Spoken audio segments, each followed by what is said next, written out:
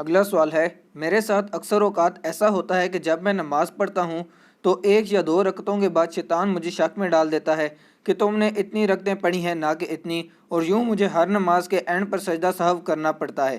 Please مجھے اس آزمائش سے نکلنے کا طریقہ بتا دیں، شکریہ۔ طریقہ بھی آپ کو بتاتے ہیں، اور پہلی بات یہ یاد رکھیے گا، اگر کسی کو نماز میں کوئی وہم ہوا ہے نا تو سجدہ صاف کرنے سے اس کی نماز نہیں ہو جائے گی، کیونکہ بخاری مسلم میں الفاظ ہیں، نبی علیہ السلام نے فرمایا کہ شیطان جو ہے نا وہ جب تم نماز پڑھتے ہو تو آ کے تمہیں وسوسے دلاتا ہے، حتیٰ کہ تمہیں یہ بھول جاتا ہے کہ تم نے کتنی رکعتیں پڑھی اور کتنی نہیں۔ تو اس میں آگے الفاظ ہیں، نبی علیہ السلام نے فرمایا کہ تم یقین پر بنیاد رکھو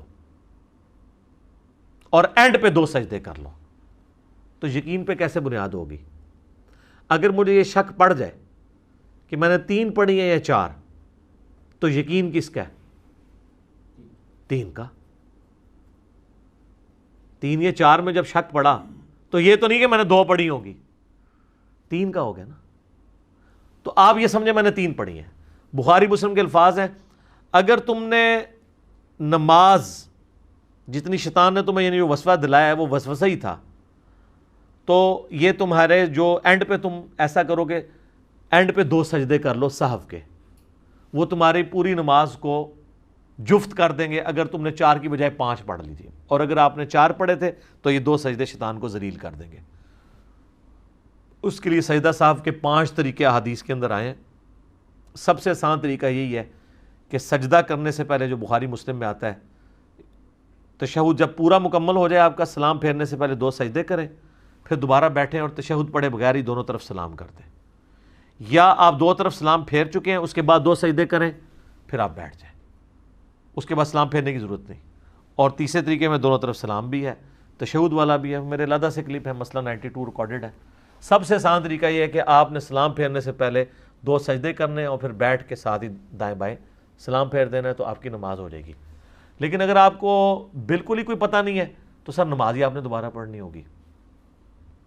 آپ سے اگر میں پوچھوں یقین پہ بنیاد رکھیں تو آپ کہیں مجھے تو یہ بھی نہیں پتا میں نے ایک بھی پڑھی ہے کہ نہیں، ایڈے کو وہم پہ گیا ہے، پھر تو تھوڑا کوئی علاج نہیں ہے۔ اچھا لیکن ہمارے پاس اس کا بھی علاج ہے، لو جی پھر اے بھی علاج لے لو۔ میرے سے نا ایک دفعہ ایک بندے نے کہا جی میں رکھتے بھول جاتا ہوں، بڑی کوشش کی ہے، اور کہتا ہے ہر نماز میں بھولتا ہوں۔ میں نے کہا کوئی مسئلہ نہیں ہے، میرے پاس ٹوٹکا ہے۔ کہتا کیا؟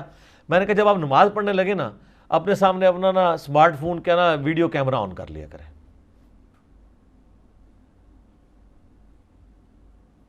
جب آپ کیمرہ آن کریں گے تو جب آپ نماز پڑھ رہے ہیں تو آپ کی ویڈیو بن رہی ہے۔ تو میں نے کہا جب آپ کو جیسے ہی جس نماز میں شک پڑے نا، آپ نے نماز کو تو ادھر ہی چھوڑنا ہے، کیمرہ لا کے چیک کرنا ہے، تو آپ کو 2-3 بار پتہ چلے گا کہ تو آپ کو خالی وسوسہ دلاتا ہے، وہ کیمرہ تو بتا رہا ہے کہ آپ نے نماز صحیح پڑھی ہے۔ اور جناب انہیں کیمرہ لایا، انہوں نے نماز بھول گئی۔ جب کیمرہ چل رہا تھا نا تو اب اس کو کانفیڈنس تھا کہ میں صحیح پڑھ رہا ہوں، تو شیطان ہی نس گیا کیمرے دی وجہ نال۔ یہ میں آپ کو بالکل صحیح طریقہ بتا رہا ہوں، جینون۔ جس کو شک پڑتا ہے نا وہ سامنے کیمرہ لگا کے نا نماز پڑھے، بعد میں وہ کاؤنٹر چیک کر سکتا ہے نا۔ اس دوران وہ 3 یا 4 میں شک پڑا تو وہ کہ میں نے 3 پڑھی ہیں، 4 پوری کر کے یا وہ 5 بھی ہوگی، سجدہ صاف کر لے گا، نماز ہو جائے گی۔ لیکن بعد میں جب کیمرہ دیکھے گا نا، اور نمبر آف ٹائم جب آپ یہ پرفارم کریں گے تو آپ کو چلے گا شیطان سے آپ کو وسوسے دلاتا ہے، آپ نماز بالکل ٹھیک پڑھ رہے ہوتے ہیں۔ ایک یہ کیمرے والا طریقہ ہے جدید، ایک مدنی طریقہ۔ ایک اور طریقہ ہے کہ آپ صورتیں فکس کر لیں ہر رکعت کی۔ آپ ہمیشہ 4 رکعتوں میں پہلی رکعت میں قل یا ایھا الکافرون پڑھیں، دوسری میں قل ھو اللہ احد پڑھیں، تیسری میں قل اعوذ برب الفلق پڑھیں، اور چوتھی میں قل اعوذ برب الناس۔ میری یہ روٹین ہے، یہ اللہ کی محبوب ترین صورتیں ہیں، خصوصاً آخری 3 صورتیں تو المعوذات ہیں، اور جو سورہ الکافرون ہے وہ تو شرک سے برات کا اعلان ہے، اس کے تو علیحدہ فضائل ہیں۔ سر آپ کبھی بھی نہیں بھولیں گے۔ آپ مجھے بتائیں جس نے قل یا ایھا الکافرون پڑھی ہوئی ہے، کوئی ایڈی سیدھی صورت ہے؟ عام مذہب تو یاد ہی نہیں ہوتی ہے، مکس ہو جاتی ہے، قل یا ایھا الکافرون لا اعبد ما تعبدون ولا انتم۔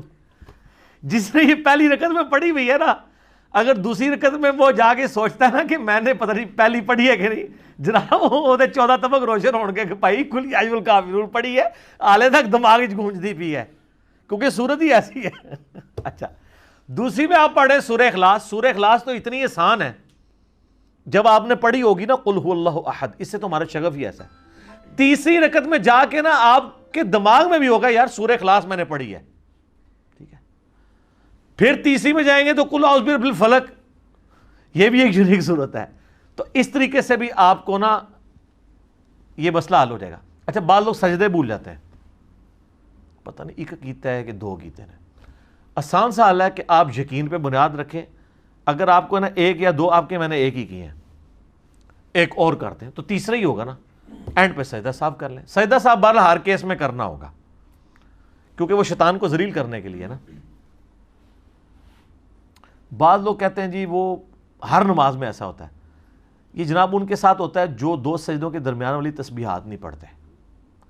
اگر آپ دو سجدوں کے درمیان جلسے کی جو تسبیحات ہیں، رب اغفر لی رب اغفر لی یا اللہم اغفر لی ورحمنی واہدنی وعافنی ورزقنی، یہ پڑھتے ہیں نا، تو جب آپ دوسرے سجدے میں جاتے ہیں نا تو آپ کو اتنی شارٹ میموری نہیں کسی کی ہوتی کہ وہ رب اغفر لی پڑھ کے دوسرے سجدے میں گیا اور وہ یہ بھول گیا کہ میں ابھی رب اغفر لی پڑھ کے آیا ہوں. آپ کے کان گونج رہے ہوتے ہیں رب اغفر لی کے، تو وہ آپ کی حفاظت ہوتی ہے کہ یار میں نے اس کا مطلب پہلا سجدہ کیا ہے تبھی تو میں نے رب اغفر لی پڑھا ہے نا. یہ جلسے کی تسبیحات کی ایسی برکت ہے. میں نے کئی لوگوں کو بتایا جو تسبیحات نہیں پڑھتے تھے، جب انہوں نے تسبیحات شروع کی ہیں تو وہ ان کو سجدوں کا عوام آنا بند ہو گیا. ٹھیک ہے.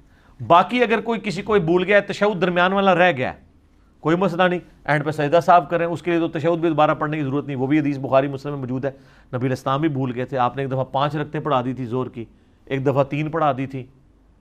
تو آپ علیہ السلام نے کہا میں بھی بھول جاتا ہوں جس طرح اور انسان بھولتے ہیں، جب میں بھول جاؤں تو تم مجھے یاد کروا دیا کرو. اور بخاری مسلم میں کہ امام کو لقمہ دو، مرد سبحان اللہ کہیں اور عورتیں تصفیق کریں، یہ ہاتھ پہ ہاتھ مار کے. عورت کی آواز کا بھی پردہ ہے. عورت سبحان اللہ کہہ کے نہیں کہے گی، غلطی پہ آگاہ کرے گی. عورت کے پردے کا آپ ذرا لیول دیکھیں. اور سبحان اللہ کہنا ہے، اللہ اکبر نہیں کہنا. ہوتا ہے نا اب کوئی امام پہلی رکعت میں تشہد بیٹھ گیا نا، پیچھے والے زور لگا رہے ہوتے ہیں اللہ اکبر اللہ اکبر، تو اس بیچارے کو تو سمجھ نہیں لگتی کہ یہ مجھے کہہ رہے ہیں یا کوئی کسی بندے نے آگے اللہ اکبر کہہ کے نماز شروع کی ہے. سبحان اللہ جب آپ کہیں گے نا تو سبحان اللہ نماز میں کہیں نہیں، سبحان اللہ صرف اکیلا سبحان اللہ نہیں آتا، سبحان ربی اللہ یا سبحان ربی العظیم آتا ہے. سبحان اللہ کا کیا مطلب ہے؟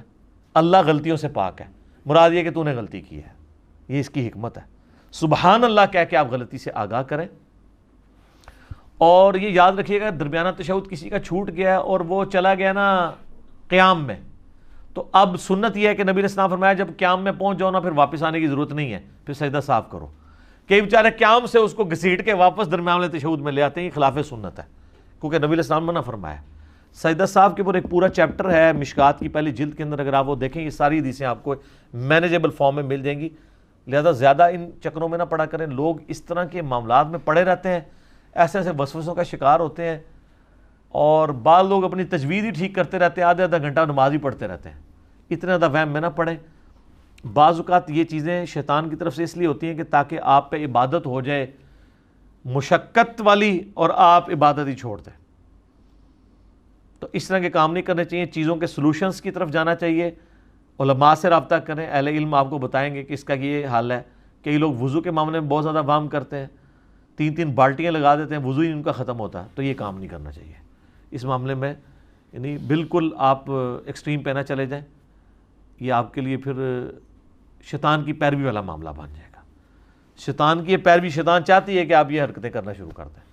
ٹھیک ہو گیا؟ جزاک اللہ.